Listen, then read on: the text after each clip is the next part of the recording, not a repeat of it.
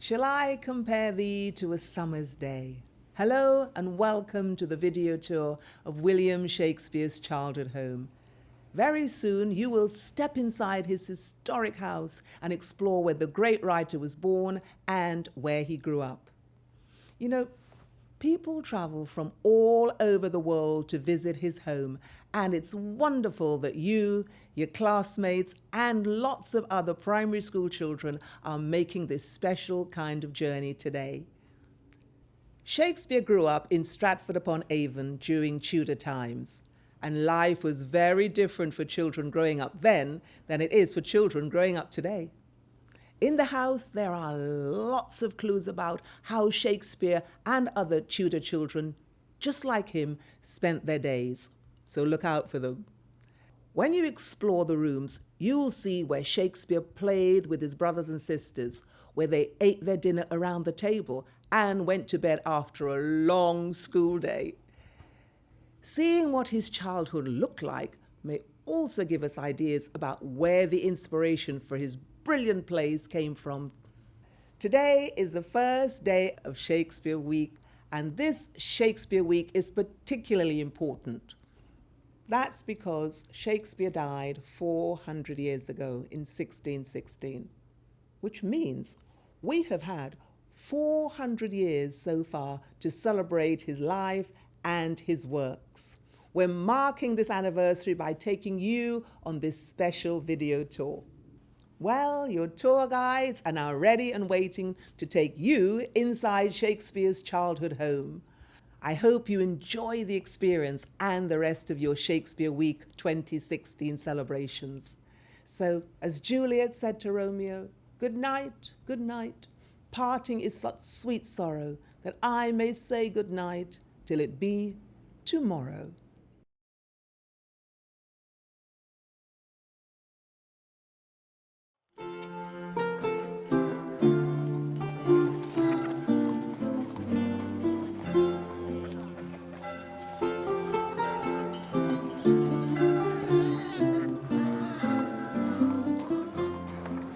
Hello, and welcome to the childhood home of William Shakespeare. Let's step inside and see what the house looked like in 1575 when William was 11 years old.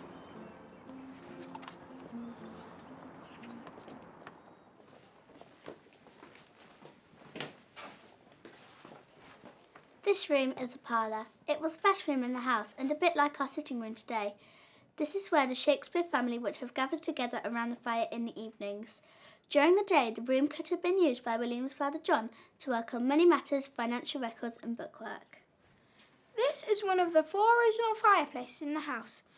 They are all built around one central chimney and are made of brick and stone. When Shakespeare was a boy, the Guild Chapel bell would ring at 10 to 8 every evening and everyone would have to cover their fires, leaving just the embers smouldering ready for the morning. This was the town council's way of trying to stop fires breaking out. This was a serious problem at the time.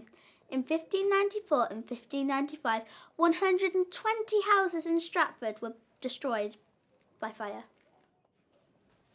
This room would have been filled with smoke from the fire and candles that lit the room. There was no electricity in Shakespeare's time. It would have been very dark in these houses because although John Shakespeare may have had glass in 1 or 2 windows downstairs, it was very expensive, so upstairs they probably had wooden shutters. These brightly painted linen cloths were for decoration and insulation. Shakespeare's family would not have been able to afford a tapestry at the time. These were the next best thing. The ceilings are painted with whitewash to brighten the room. There is a lot of lime in whitewash, and that would kill any creepy crawlies living in the wood and stop them from eating the house around you.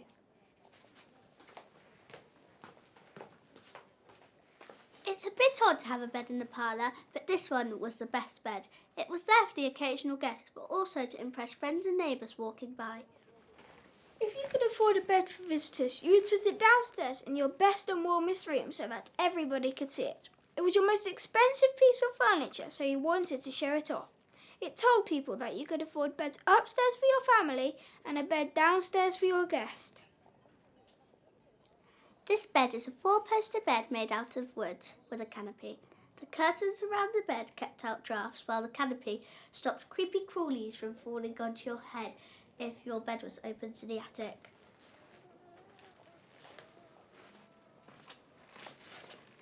This stone floor is the oldest in the house, so we are quite literally standing on the floor that William Shakespeare would have stood on. Let's follow in his footsteps to the next room of the house.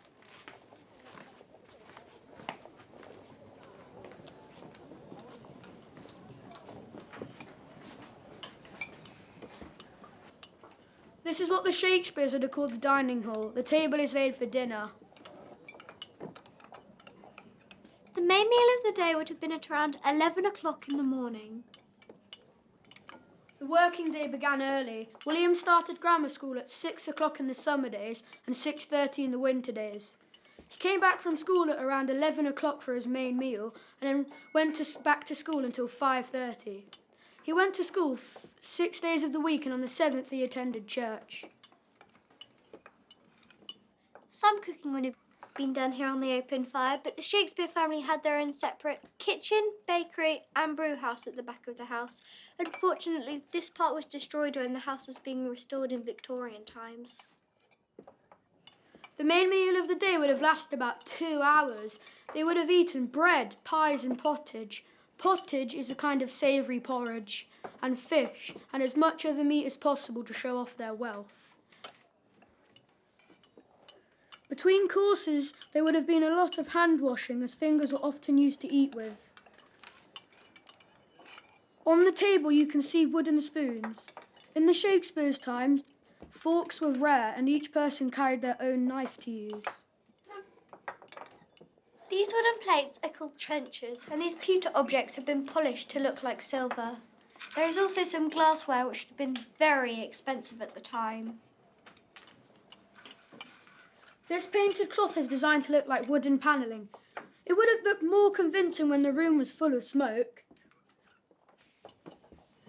The dining hall leads to the cross passage.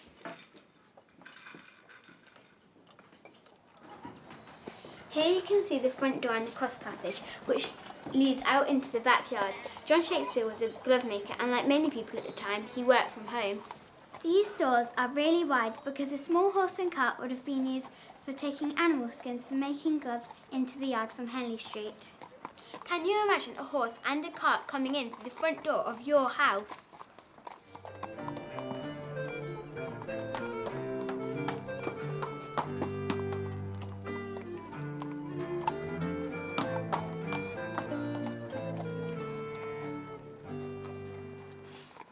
In the backyard, the skins were prepared, ready to make into leather, and then hand-sewn into gloves, small money purses and pockets. William's father was known as a glove maker, or a whittower.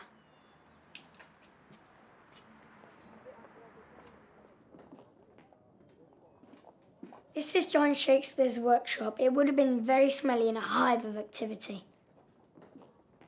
The window is the shop area and this is the workspace. At that time, the window would not have had glass in it. A wooden pole with bags, gloves and money purses were hung up outside, so people walking down Henley Street could see what they made there. An early shop window. John would have had 2 to 3 apprentices working for him. An apprenticeship would have lasted 7 years. An apprentice would have stayed in the master's house.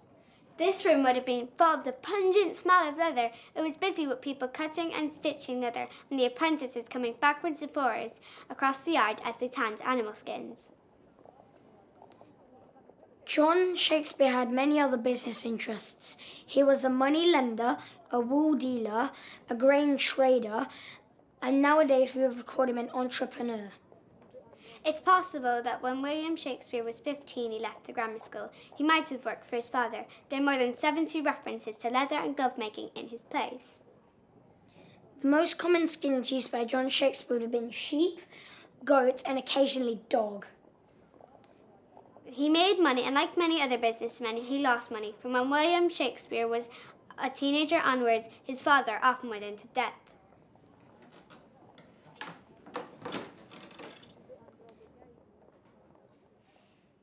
We are now going upstairs to the boys' bedroom.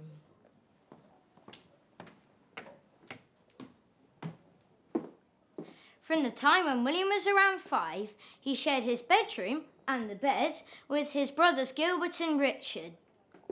These sticks here are called bedstaves. They were used to keep the bedding on the bed and the mattress pushed in the right direction. A bed key was used to tighten the bed ropes. Have you ever heard of the phrase, "Good night, sleep tight and don't let the bed bugs bite"? Well, this phrase was believed to have come from the Tudor times when you actually had to tighten the ropes on your bed so you could get a good night's sleep. And the mattress, which was made of straw, would have certainly have attracted beasties, so a bite in the night wouldn't have been uncommon. This here is a 16th century cupboard. It was called a livery cupboard and was used for storing food. A midnight feast perhaps for the boys. The girls, William's sisters, would have slept in the next room to this one. It was cold because it didn't have a fireplace, and it was built above the workshop, so it would have been smelly. The boys definitely had the best room.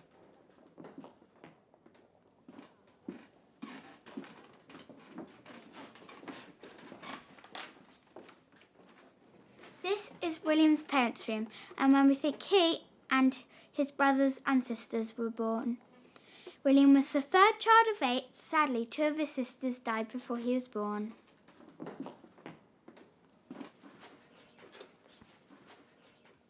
William was born in April 1564. This was a bad summer for the plague. Other babies who had been born around the same time in Henley Street had died. William's parents must have been very worried.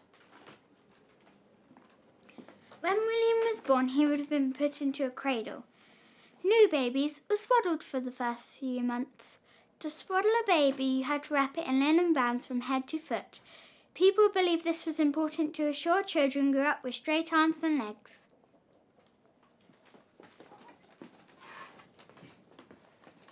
This little truckle bed is where William would have slept until he was 5. Lots of people still have pull-out beds like this today. These Tudor toys are like ones William and his brothers and sisters might have played with. They're a bit different to toys we play with today.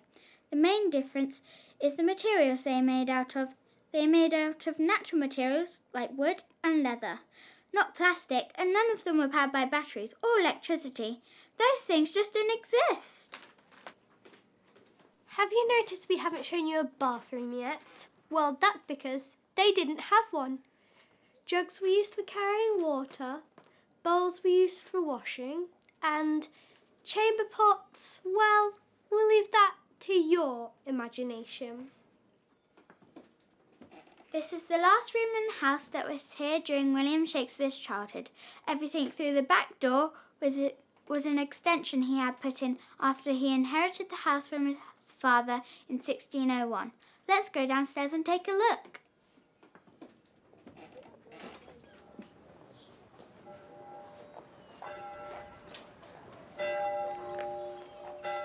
Shakespeare rented this part of the house to a friend.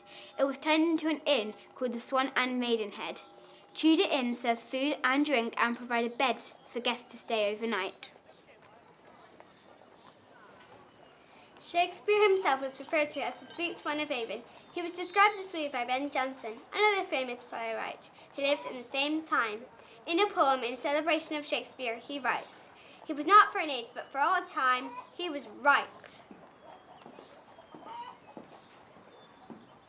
People from across the world still enjoy Shakespeare's plays 400 years after they were written. Thousands and thousands of people visit this house each year, the house where William Shakespeare was born and where today you have walked in his footsteps. All the world's a stage, and all the men and women merely players. They have their exits and their entrances, and one man in his time plays many parts.